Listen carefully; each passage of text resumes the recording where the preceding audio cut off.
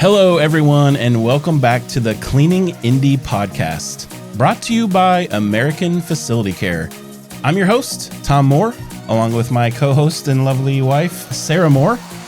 On this podcast, we endeavor to strengthen the relationship between the contractor and facility manager by providing you with relevant information on all things FM and cleaning related. All right, well, how's everyone's day going? Okay, it's going all right. All right, fantastic. Well, on our last episode, we talked about our quiz on our website, and we looked at the third question, which was, have you observed a drop in cleaning quality after the initial 90 days of service? And we had a few words to say about that, didn't we, Sarah? We had a couple, yeah. A couple words. And today, we're going to take a look at the very next question, which is the fourth one from the quiz, and it's this. Is it difficult to arrange meetings with the actual on-site cleaners? Yeah. All right, so let's get into it.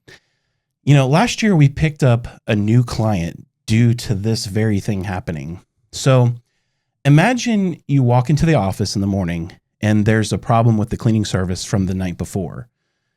This wasn't the first time, maybe, that it happened. So, you decided to go ahead and get in touch with the cleaning company to solve the issue. All normal things. Mm-hmm. Well, your contract says that you're working with, let's call them X company. Company.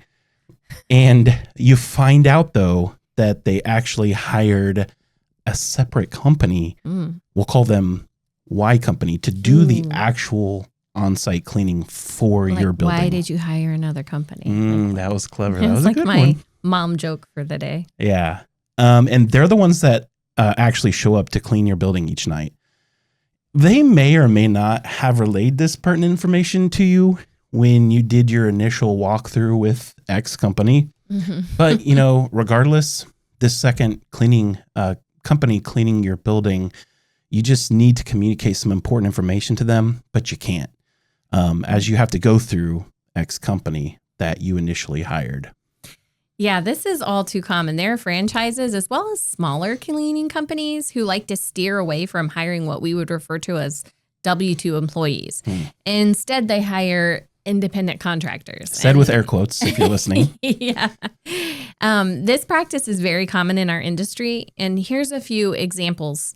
In 2024, there's a headline from the Department of Labor.gov website, which reads, U.S. Department of Labor recovers $53,000 in back wages and damages from cleaning service that misclassified 59 workers as independent contractors.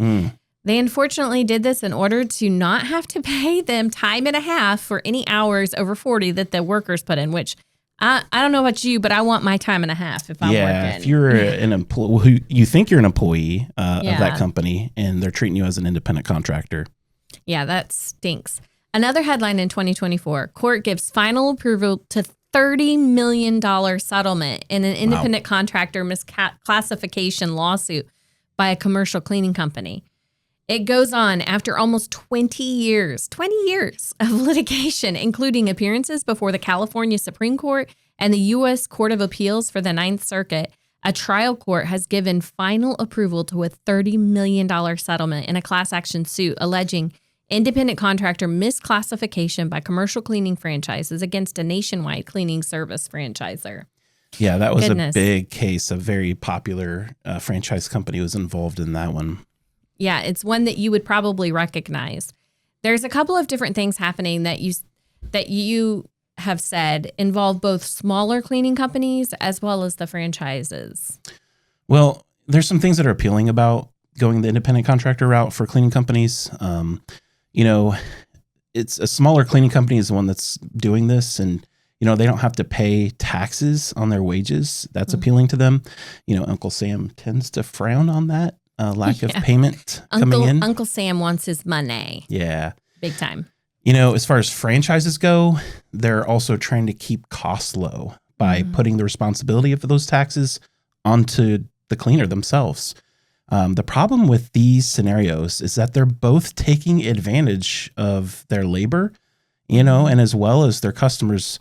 So in the end, the customer just wants to be able to receive above board services for their money. Right. And, when things aren't going well, be able to set up a meeting with their company to communicate what needs to change. And early on in our business, we were invited to actually become one of these subcontractors for one of the larger national janitorial companies, franchises, that had a location in our area. So going to the meeting, sitting down at the table, I noticed a lot of ambitious people with little to no experience in the field who came with good faith.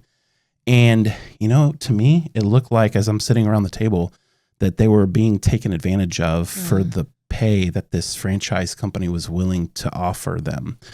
There's no way that they could actually make a profit with their own company, being their own company. The insurances that they'd have to pay and the taxes they'd have to pay, there's no way they could have paid all that with.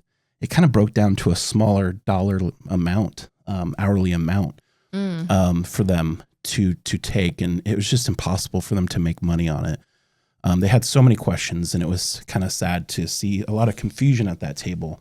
Well, last year we ended up actually getting a contract to clean for a company who used to use that very franchise that we had gone in and had that meeting with.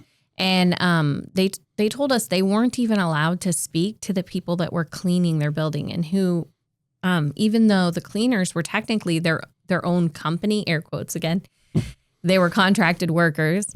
So, they were basically, this larger company is sacrificing long-term relationships for short-term gains. They get they bid low and get a lot of contracts, and then they subcontract, or they get independent contractors to come in and do the cleaning. And those independent contractors have little to no training. There's no regulation over their training. They have little to no supervision. Sometimes you'll end up with a great company, great people. Sometimes you won't. And it's not really the problem necessarily of this bigger company that's contracting the workers. And I also want to say, at our company, and I hate to bring this in, but one thing that's important, I think, for all companies to have good, consistent work is to have a company culture for our employees where we take care of them, and we make sure we call our employees our internal clients, and we're not there to take advantage of anyone, our employees or our clients.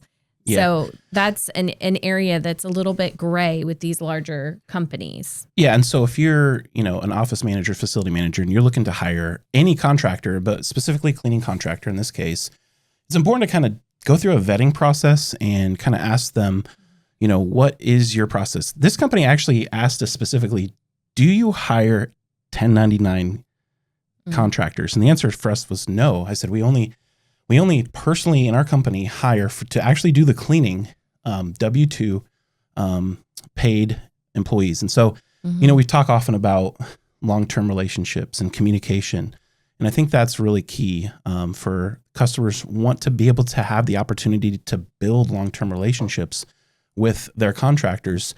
And in order to do that, they have to really be kind of above board, operating above board internally in their own companies. And that's really important. Yeah, I think, do they invest in their employees? Do they have a company culture? I think these are great questions to ask a company coming in. What do you do for your employees? It's always good to know, because obviously people working in a hard environment where they're not really cared about, taken care of, or a lot of times these employees, these independent contractors are working tons of hours for very low hourly pay. And that's not going to be that's going to give a risk of high turnover, which is common. And, they're just going to work themselves to death. And so anyway, it's very important to vet those questions out when you're looking for your company in the beginning. So you can see how it's important to choose a cleaning contractor that only provides W-2 cleaners to clean your workspace. Yeah, very important topic. Next week, we also have an important topic we want to look at, and it's our next question on our quiz. Again, you can go to cleaningindy.com, take this quiz, and answer these questions. We've had numerous people do that. And it's really kind of a self-assessment and evaluation of your situation currently happening inside your building with your cleaning contractor. Next week, we want to look at this question. Do you frequently encounter missed trash cans and other overlooked items during cleaning sessions that you're paying for in your building? That also happens all too frequently. All right. Well, if you like what you're hearing, leave us a review wherever you're listening to this podcast, whether on Apple, Google, or Spotify. If you're watching on YouTube, give us a thumbs up and subscribe. For more information on this, you can visit our website at cleaningindy.com. That's it. We'll see you next time. See ya.